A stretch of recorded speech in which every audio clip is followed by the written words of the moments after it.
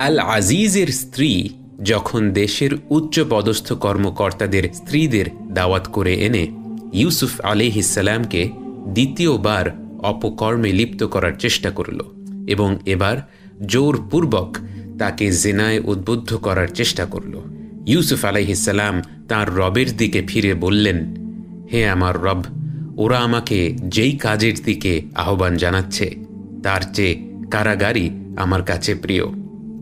তিনি নিজে থেকে কারাবন্দী হওয়ার জন্য আল্লাহর কাছে দোয়া করলেন এবং আল্লাহ তাঁর দোয়া কবুল করলেন। আল আজিজ ইউসুফ আলাইহিসসালামকে কারাগারে বন্দী করার আদেশ করলেন, যদিও তিনি জানতেন যে ইউসুফ আলাইহিসসালাম নির্দোষ ছিলেন। ইউসুফ আলাইহিসসালামের সাথে কারাগারে আরও দুজন যুবককে সেখানে বন্দী করা হলো এবং ঐতিহাসিকদের মতে তারা ছিল বাদশার প্রাসাদের কর্মচারী। একজন রুটি তৈরি করত, অন্যজন মদ্যপান তৈরি করত এবং তাদের দুজনকেই বাদশাহকে বিষ দেওয়ার চেষ্টা করার অভিযোগে কারাগারে বন্দী করা হয়েছিল। তিনজন একই সঙ্গে কারাগারে দিন কাটাতে থাকে। এক রাতে সেই দুই যুবক স্বপ্ন দেখল। ঘুম থেকে উঠে তারা অন্যদের কাছে তাদের স্বপ্নের বর্ণনা করল। একজন বলল, আমি স্বপ্নে দেখলাম আমি মদ তৈরি করছি, এবং অন্যজন বলল, আমি দেখলাম আমার মাথায় রুটি রাখা আছে এবং পাখিরা তা খাচ্ছে। এবং এরপর দুই যুবক মিলে ইউসুফ আলাইহিসসালামকে বলল, আমরা এই কয়দিনে যা দেখেছি আপনি নিশ্চয়ই একজন আল্লাহওয়ালা ব্যক্তি, আপনি আমাদের স্বপ্নের অর্থগুলো বলে দিন। অর্থাৎ যে কয়দিন তারা ইউসুফ আলাইহিসসালামের সাথে কারাগারে ছিল সেই সময়ের ভেতরেই ইউসুফ আলাইহিসসালামের আচরণ এবং কর্মকাণ্ড দেখে তারা এতটা মুগ্ধ হয়ে গিয়েছিল যে তারা নিশ্চিত ছিল তাঁর প্রতি আল্লাহর কোনো বিশেষ রহমত ছিল এবং তিনি একজন অত্যন্ত ভালো মানুষ ছিলেন।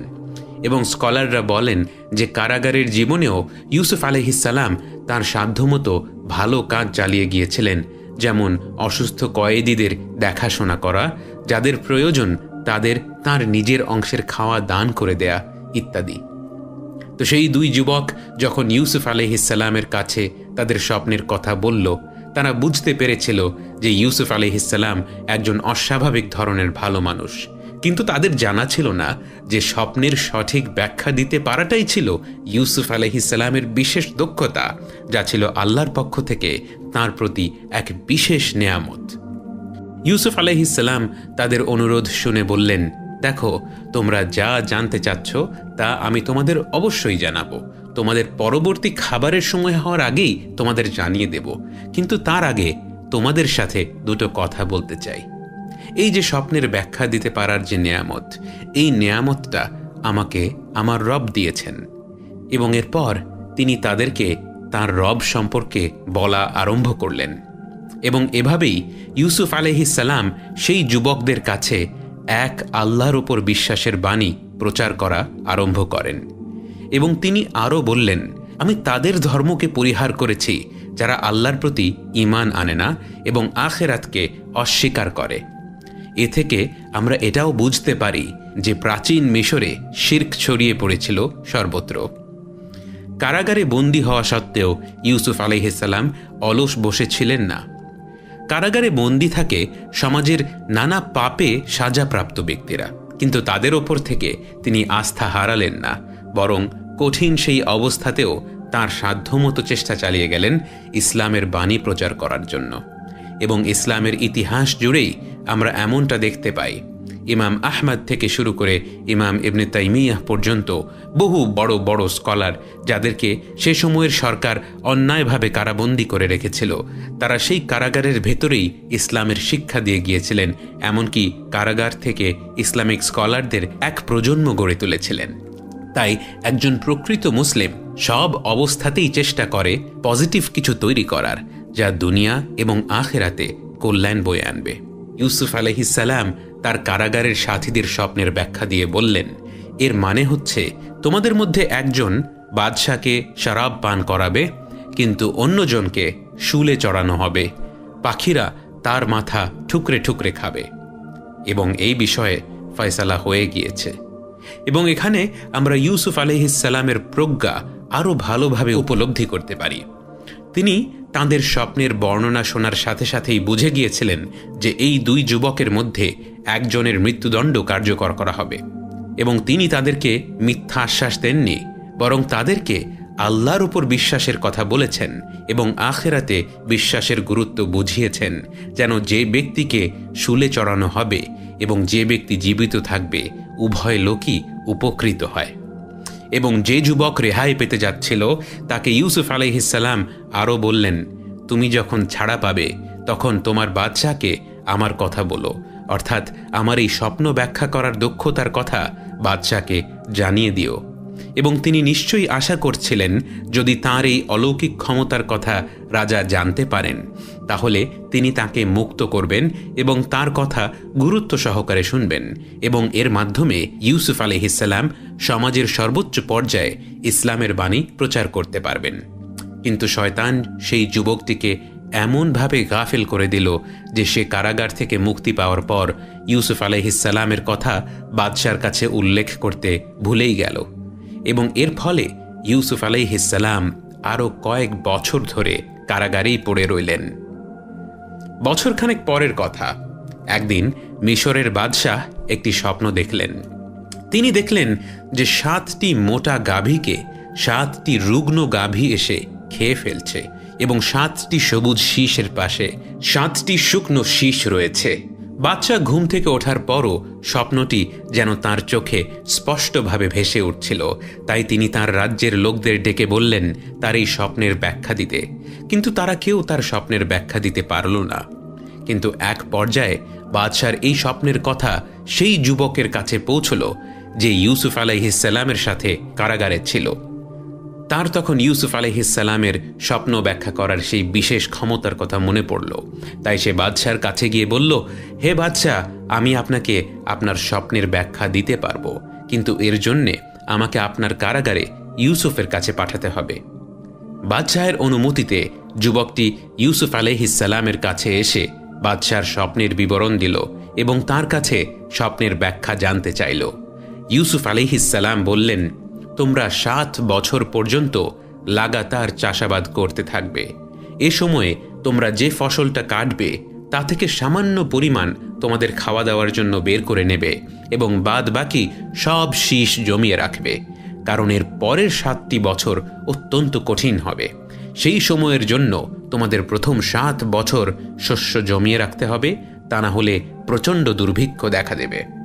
এরপর আবার 1 বছর এমন আসবে যখন রহমতের বৃষ্টি ধারার মাধ্যমে মানুষের আকাঙ্ক্ষা পূর্ণ করা হবে। ইউসুফ আলাইহিসসালামের এই ব্যাখ্যা বাদশাকে জানানো হলো।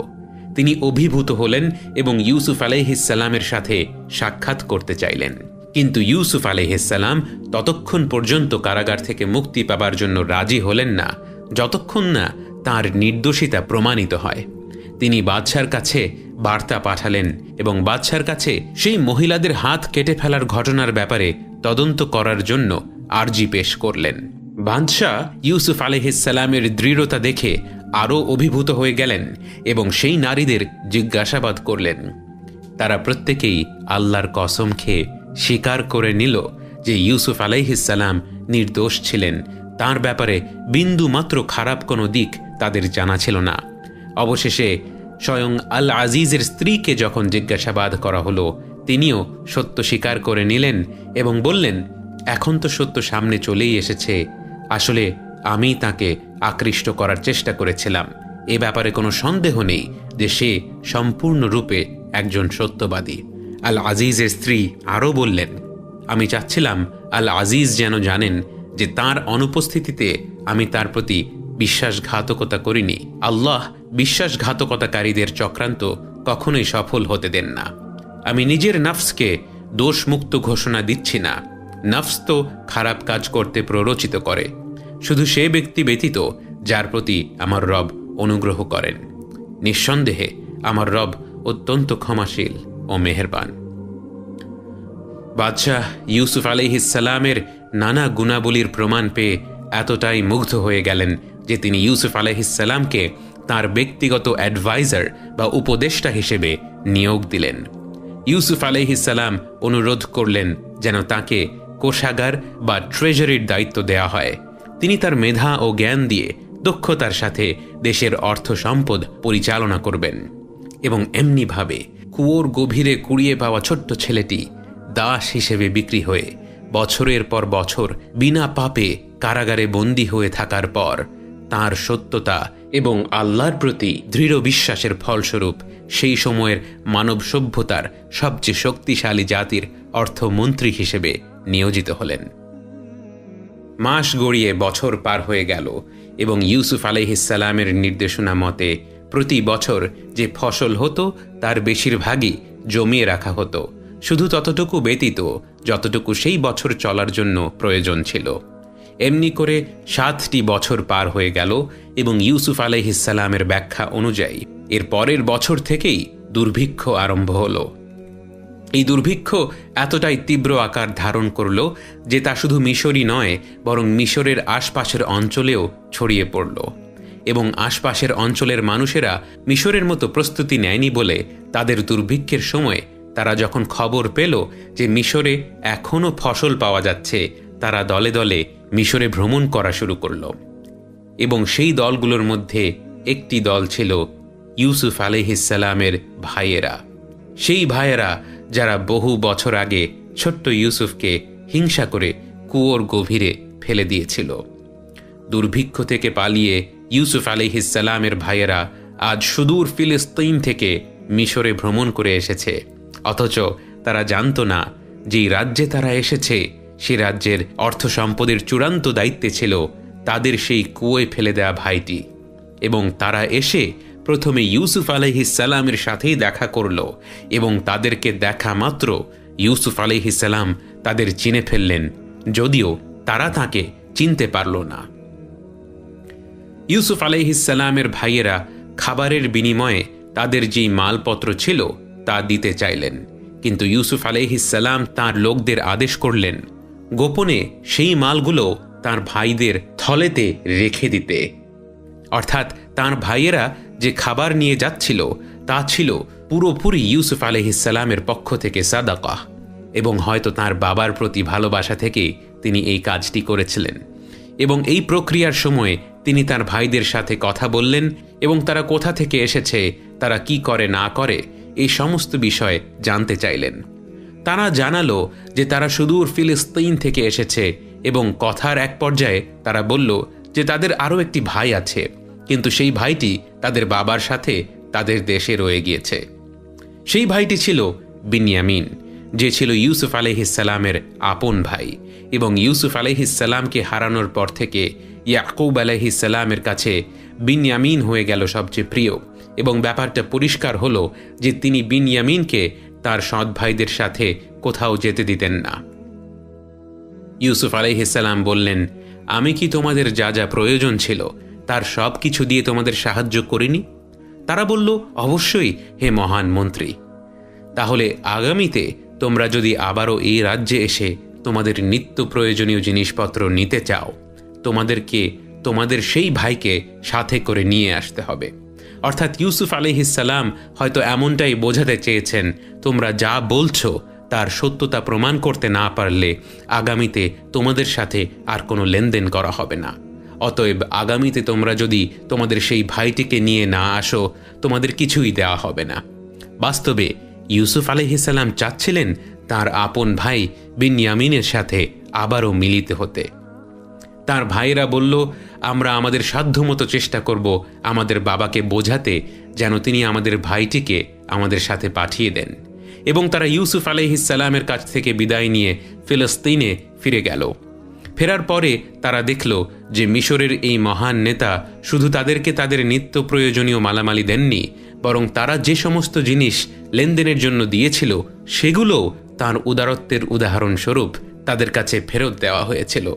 তারা মনস্থির করল যে করেই হোক তাদেরকে মিশরে তাদের ভাইকে নিয়ে যেতে হবে, যেন তারা সেখানে বেশি বেশি লেনদেন করতে পারে। তারা গিয়ে ইয়াকুব আলাইহিসসালামকে বলল, বাবা, আপনি বিনয়ামিনকে আমাদের সাথে আসতে দিন, তা না হলে এই দুর্ভিক্ষের মধ্যে আমরা মিশর থেকে আর মালামাল নিয়ে আসতে পারবো না। ইয়াকুব আলাইহিসসালাম বললেন, তোমরা কি চাও আমি ওর ব্যাপারে তোমাদের ওপর ঠিক তেমনিভাবে ভরসা করি যেমনটা আমি বহু বছর আগে ইউসুফের ব্যাপারে করেছিলাম। তার ছেলেরা তাদের জিনিসপত্র খুলে মিশরের সেই মন্ত্রীর উদারতার চিত্র তুলে ধরল এবং ইয়াকুব আলাইহিসসালামকে বলল, বাবা, আমাদের আর কি চাই? দেখুন, এই মহান নেতা আমাদের অর্থও আমাদের ফেরত দিয়ে দিয়েছেন। ব্যাস, এবার যদি আমরা সেখানে বারবার যেতে পারি আর আমাদের পরিবার পরিজনদের জন্য নিত্য প্রয়োজনীয় জিনিসপত্র নিয়ে আসতে পারি, তাহলে আমাদের সব সংকট দূর হয়ে যাবে। আমরা আমাদের ভাইয়ের হেফাজতও করব এবং অতিরিক্ত একটি উট বোঝাই করে শস্যও নিয়ে আসব। কিন্তু ইয়াকুব আলাইহিসসালাম তাদের প্রস্তাব মানতে নারাজ ছিলেন। তিনি বললেন, আমি কখনোই বিনিয়ামিনকে তোমাদের সাথে পাঠাবো না, অন্তত যতক্ষণ না তোমরা আল্লাহর নামে আমার কাছে অঙ্গীকার করবে যে তোমরা তাকে নিশ্চয়ই আমার কাছে ফিরিয়ে নিয়ে আসবে। তবে হ্যাঁ, যদি কোথাও তোমাদের আক্রমণ করা হয় তাহলে ভিন্ন কথা। এবং তার ছেলেরা সাথে সাথেই আল্লাহর নামে কসম খেয়ে বলল, আল্লাহ আমাদের এই অঙ্গীকারের সাক্ষী। ইয়াকুব আলাইহিসসালাম তাদেরকে আরও উপদেশ দিলেন, তোমরা যখন মিশরের রাজধানীতে প্রবেশ করবে, তোমরা সবাই একসাথে একই দরজা দিয়ে প্রবেশ করো না, বরং আলাদা আলাদা প্রবেশ পথ দিয়ে শহরে ঢুকবে, যেন মানুষের কুনজর তোমাদের ওপর না পড়ে। যদিও এটা শুধুই আমার উপদেশ, এবং আল্লাহ যদি তোমাদের জন্য কোনো বালা মুসিবত লিখে রেখে থাকেন, আমার উপদেশ তোমাদের তা থেকে রক্ষা করতে পারবে না, তাই আমি তাঁর উপরই ভরসা করি। অতঃপর ইয়াকুব আলাইহিসসালামের ছেলেরা মিলে মিশরের পানে রওনা দিল এবং তার নির্দেশ মতে পৃথক পৃথক দরজা দিয়ে প্রবেশ করে ইউসুফ আলাইহিসসালামের দরবারে একত্র হল। ইউসুফ আলাইহিসসালাম কোনো এক সুযোগে তাঁর আপন ভাই বিনিয়ামিনকে আলাদা করে ডেকে নিলেন এবং তার কাছে তার আসল পরিচয় জানালেন। যুগ যুগ পর নিজের সেই হারিয়ে যাওয়া ভাইকে পেয়ে বিনিয়ামিনের অনুভূতি কেমন ছিল তা কল্পনা করাও কঠিন। কিন্তু ইউসুফ আলাইহিসসালাম তাকে বললেন, দেখো, আমাদের ভাইয়েরা আমাদের সাথে যেসব আচরণ করেছে তার জন্য দুঃখ করো না। এবং তিনি বিনিয়ামিনকে তার কাছে রেখে দেওয়ার জন্য একটি পরিকল্পনা করলেন। তিনি বিনিয়ামিনের একটি থলেতে রাজ্যের একটি পেয়ালা গোপনে রেখে দিলেন। এরপর তার ভাইয়েরা যখন লেনদেন শেষে ফিলিস্তিনের উদ্দেশ্যে রওনা হলো, তখন একজন রক্ষী এসে চিৎকার করে বলল, হে যাত্রী দল, তোমরা তো চুরি করেছ। তারা পেছন ফিরে অবাক হয়ে বলল, তোমাদের কি চুরি হয়েছে? লোকটি বলল, আমরা বাদশার পেয়ালা পাচ্ছি না। যে ব্যক্তি এই পেয়ালা খুঁজে দেবে তার জন্য পুরস্কার হিসেবে থাকবে এক উট ভর্তি মালামাল। এই পুরস্কার আমি নিজ দায়িত্বে বুঝিয়ে দেব। তারা বলল, আল্লাহর কসম, তোমরা খুব ভালোভাবেই জানো আমরা এই দেশে বিপর্যয় সৃষ্টি করতে আসেনি এবং চুরি করার মতো লোক আমরা নই। তখন রক্ষী বলে উঠল, কিন্তু তোমাদের কথা যদি মিথ্যা প্রমাণিত হয় তাহলে চোরের কি শাস্তি হবে? তারা বলল, যদি কারো মালপত্রের মধ্যে বাদশার পেয়ালা পাওয়া যায় তোমরা তাকেই রেখে দিবে। আমাদের সমাজে এটাই চুরির শাস্তি। এরপর তল্লাশি শুরু হলো এবং বিনিয়ামিনের থলেতে ইউসুফ আলাইহিসসালামের রেখে দেওয়া পেয়ালাটি পাওয়া গেল এবং বাকি ভাইয়েরা এ দেখে অত্যন্ত রাগান্বিত আর লজ্জিত হয়ে গেল এবং ইউসুফ আলাইহিসসালামের সামনে তাদের মুখ রক্ষা করার জন্য বলল, আসলে ও যদি চুরি করেও থাকে এতে অবাক হওয়ার কিছু নেই। এর আগে এর এক ভাইও চুরি করেছিল। তারা নিজের অজান্তে যে মানুষটির সামনে নিজেদের মুখ রক্ষা করতে চাচ্ছিল সেই মানুষটির নামেই চুরি করার মিথ্যা অপবাদ দিয়ে দিল। ইউসুফ আলাইহিসসালাম তাদের এই ডাহা মিথ্যা কথা শুনেও চুপ করে রইলেন। তারা এরপর ইউসুফ আলাইহিসসালামের কাছে বিনীতভাবে বলল, হে মহান আজিজ, এই ছেলেটির বাবা অত্যন্ত বৃদ্ধ, এর জায়গায় আপনি আমাদের কাউকে রেখে দিন। আপনি তো অত্যন্ত সৎ চরিত্রের মানুষ। ইউসুফ আলাইহিসসালাম বললেন, আল্লাহ আমাকে রক্ষা করুক, একজনের দোষে আমি আরেকজনকে শাস্তি দেব? তা কি কখনো হতে পারে? যে দোষ করেছে তাকে ছেড়ে দিয়ে অন্য কাউকে রেখে দিলে আমরা নিশ্চয়ই জালেমদের অন্তর্ভুক্ত হয়ে যাব। ইউসুফ আলাইহিসসালামের ভাইয়েরা নিরাশ হয়ে একে অপরের মধ্যে আলোচনা করতে লাগল। তাদের মধ্যে সবচেয়ে বড় ভাইটি বলল, তোমরা কি জানো না বাবা তোমাদের কাছ থেকে আল্লাহর নামে কসম খাইয়ে নিয়েছেন এবং এর আগে ইউসুফের ব্যাপারে কি ঘটেছিল সেটাও তোমরা জানো। এখন আমি তো কোনো অবস্থাতেই এখান থেকে যেতে পারি না, যতক্ষণ পর্যন্ত না বাবা আমাকে অনুমতি দেন অথবা আল্লাহ আমার ব্যাপারে কোনো ফয়সালা করে দেন। তোমরা বাবার কাছে ফিরে গিয়ে বলো, বাবা, আপনার ছেলে চুরি করেছে। আমরা তাকে চুরি করতে দেখিনি। যতটুকু আমরা জেনেছি শুধু ততটুকুই বর্ণনা করছি। আমরা যে পল্লীতে ছিলাম সেখানকার লোকজনদেরকে জিজ্ঞেস করে দেখুন, এবং যে কাফেলার সাথে আমরা ছিলাম তাকে জিজ্ঞেস করে দেখুন আমরা যা বলছি। তার ভাইয়েরা বড় ভাইয়ের নির্দেশ মতে দেশে ফিরে গেল এবং ইয়াকুব আলাইহিসসালামকে সব ঘটনা খুলে বলল। ইয়াকুব আলাইহিসসালাম বললেন, এ কখনোই হতে পারে না, বরং তোমাদের নফস তোমাদের কাছে একটি বড় ধরনের অপরাধকে গ্রহণযোগ্য করে তুলেছে। অর্থাৎ তিনি বললেন, এসব কিছুই তোমাদের বানানো গল্প এবং তোমাদের নফসের কাছে এসব বানোয়াট ঘটনা আর কোনো বিষয়ই মনে হয় না।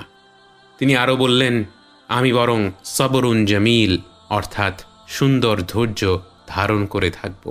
হয়তো আল্লাহ এদের সবাইকে এনে আমার সাথে মিলিয়ে দেবেন। তিনি সব কিছু জানেন এবং তিনি জ্ঞানের ভিত্তিতেই সমস্ত কাজ করেন। এবং ইয়াকুব আলাইহিসসালাম তার ছেলেদের কাছ থেকে মুখ ফিরিয়ে নিলেন এবং গভীর শোক নিয়ে বলতে থাকলেন, ইয়া আসফা আলা ইউসুফ, ইয়া আসফা আলা ইউসুফ, অর্থাৎ হায় আমার ইউসুফ, হায় আমার ইউসুফ। 20-30 বছর আগে ইউসুফের ভাইয়েরা তাকে কুয়োয় ফেলে দিয়েছিল এই আশায় যে ইউসুফ চলে গেলে তাদের বাবার কাছে ইউসুফ আর প্রিয় হয়ে থাকবে না। অথচ যুগ যুগ পর বিনয়ামিনকে হারিয়ে এবং তার বড় ছেলেকেও হারিয়ে যে লজ্জায় মিশরে রয়ে যাওয়ার সিদ্ধান্ত নিয়েছিল, ইয়াকুব আলাইহিসসালামের মনে তখনও ইউসুফ আলাইহিসসালামের জন্যেই সবচেয়ে বেশি দুঃখ ছিল। এবং ইউসুফ আলাইহিসসালামের জন্য এত কাঁদতে লাগলেন যে এক পর্যায়ে তিনি অন্ধ হয়ে গেলেন। তার এই পরিস্থিতি দেখে তার ছেলেরা বলল, আল্লাহর দোহাই, আপনি তো শুধু ইউসুফের কথাই স্মরণ করে যাচ্ছেন। অবস্থা এখন এমন পর্যায়ে পৌঁছে গেছে যে তার শোকে আপনি নিজেকে দিশেহারা করে ফেলবেন অথবা নিজেকে মৃত্যুর দিকে ঠেলে দেবেন। ইয়াকুব আলাইহিসসালাম বললেন, আমি আমার পেরেশানি এবং আমার দুঃখের ফরিয়াদ আল্লাহ ছাড়া আর কারো কাছে করছি না। আর আল্লাহর ব্যাপারে আমি যতটুকু জানি তোমরা ততটুকু জানো না। হে আমার ছেলেরা, তোমরা যাও এবং ইউসুফ ও তার ভাইয়ের ব্যাপারে কিছু অনুসন্ধান চালাও। আল্লাহর রহমত থেকে নিরাশ হয়ো না। তার রহমত থেকে তো একমাত্র কাফেররাই নিরাশ হয়। অতঃপর তার ছেলেরা ব্যাপারটা নিয়ে আবারও অনুসন্ধান চালানোর জন্য তৃতীয়বারের মতো মিশরে গিয়ে ইউসুফ আলাইহিসসালামের দরবারে হাজির হলো। এবং এতদিনে দুর্ভিক্ষ অনেক দিন ধরে বিরাজমান ছিল, তাই তাদের দেওয়ার মতো খুব বেশি কিছু ছিলও না। তারা ইউসুফ আলাইহিসসালামের কাছে গিয়ে বলল, হে মহান আজিজ, আমরা ও আমাদের পরিবার পরিজনেরা এক কঠিন বিপদের মুখোমুখি হয়েছি এবং আমরা মাত্র সামান্য পুঁজি নিয়ে এসেছি। আপনি আমাদের পূর্ণ মাত্রায় শস্য দিয়ে দিন এবং আমাদেরকে দান করুন। আল্লাহ দানকারীদেরকে প্রতিদান দেন। এই পর্যায়ে ইউসুফ আলাইহিসসালাম আর নিজেকে ধরে রাখতে না পেরে বলে উঠলেন, তোমাদের কি মনে আছে তোমরা ইউসুফ ও তার ভাইয়ের সাথে কি করেছিলে যখন তোমরা জাহেল ছিলে? মিশরের এই মহান মন্ত্রীর মুখ থেকে এ কথা বের হওয়া মাত্র যেন চারিদিক কেঁপে উঠতে লাগল। ইয়াকুব আলাইহিসসালামের ছেলেরা মুখ হাঁ করে তার দিকে চেয়ে রইলেন। যে কথা সেই ভাইয়েরা ব্যতীত আর কারো জানা ছিল না, সে কথা এই মহিমান্বিত মন্ত্রী জানলেন কি করে? তবে কি? তারা বলে উঠল, তবে কি তুমি ইউসুফ?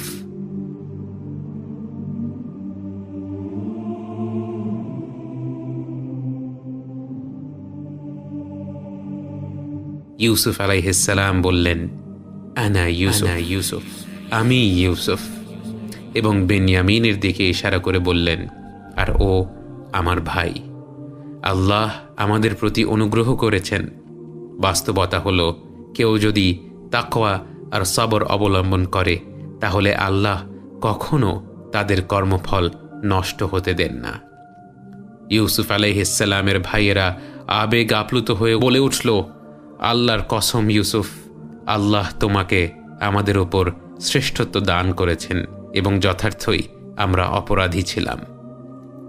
কিন্তু ইউসুফ আলাইহিসসালাম তাদের বললেন, আজ তোমাদের বিরুদ্ধে কোনো অভিযোগ নেই। আল্লাহ তোমাদের মাফ করে দেবেন, তিনি সবার প্রতি অনুগ্রহকারী। এবং এরপর তিনি তার একটি জামা বের করে তাদের হাতে দিয়ে বললেন, যাও, আমার এই জামাটি নিয়ে যাও এবং এটি আমার বাবার চেহারার উপর রেখো, তিনি দৃষ্টিশক্তি ফিরে পাবেন। আর তোমাদের সমস্ত পরিবার পরিজনদেরকে আমার কাছে নিয়ে এসো। তার ভাইয়েরা যখন মিশর থেকে মাত্র রওনা দিল, সেই মুহূর্ত থেকেই ইয়াকুব আলাইহিসসালাম সুদূর ফিলিস্তিনে বসেই বলতে লাগলেন, আমি ইউসুফের গন্ধ পাচ্ছি। তোমরা মনে করো না এটা আমার বুড়ো বয়সের ওলটপালট কথা। কিন্তু ঘরের লোকেরা ঠিক তাই বলতে লাগলো। তারা বলল, আপনি এখনও নিজের সেই পুরাতন পাগলামি নিয়েই আছেন। কিন্তু অতঃপর কাফেলাটি ঠিকই ফিলিস্তিনে পৌঁছে গেল এবং ইয়াকুব আলাইহিসসালামের ছেলেরা ইউসুফ আলাইহিসসালামের জামাটি তাঁর চেহারার উপর রাখল এবং অকস্মাৎ ইয়াকুব আলাইহিসসালাম তাঁর দৃষ্টিশক্তি ফিরে পেলেন এবং তারা সব ঘটনা তাঁকে খুলে বলল এবং তিনি আনন্দে আত্মহারা হয়ে বললেন, আমি না তোমাদের বলেছিলাম আমি আল্লাহর পক্ষ থেকে এমন সব কথা জানি যা তোমরা জানো না? তাঁর ছেলেরা বলে উঠল, বাবা, আপনি আমাদের গুনাহ মাফের জন্য দোয়া করুন, সত্যি আমরা অপরাধী ছিলাম। ইয়াকুব আলাইহিসসালাম বললেন, আমি আমার রবের কাছে তোমাদের মাগফিরাতের জন্য দোয়া করব, তিনি নিশ্চয়ই গফুরুর রহিম। এরপর তারা চতুর্থবারের মতো ফিলিস্তিন থেকে সুদূর মিশরের উদ্দেশ্যে যাত্রা আরম্ভ করলেন। তবে এবার তাঁদের সাথে ছিলেন বাবা ইয়াকুব আলাইহিসসালাম ও তার স্ত্রী। লম্বা এই যাত্রা শেষে অবশেষে ইয়াকুব আলাইহিসসালাম ও তার স্ত্রী তাঁদের এত বছর আগে হারিয়ে যাওয়া ইউসুফ আলাইহিসসালামের সাথে একত্রিত হলেন।